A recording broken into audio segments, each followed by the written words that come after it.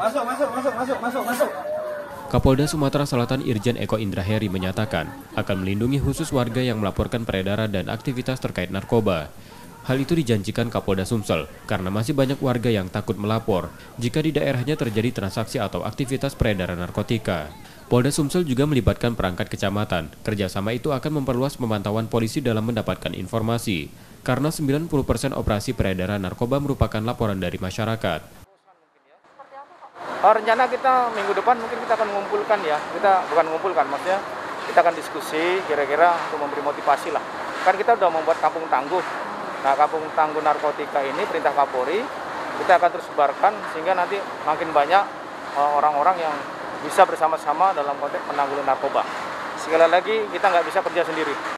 Polisi di Sumatera Selatan sedang gencar melakukan operasi peredaran narkoba, terutama di kantong-kantong atau daerah yang dikenal dengan aktivitas peredaran narkotikanya di Sumatera Selatan.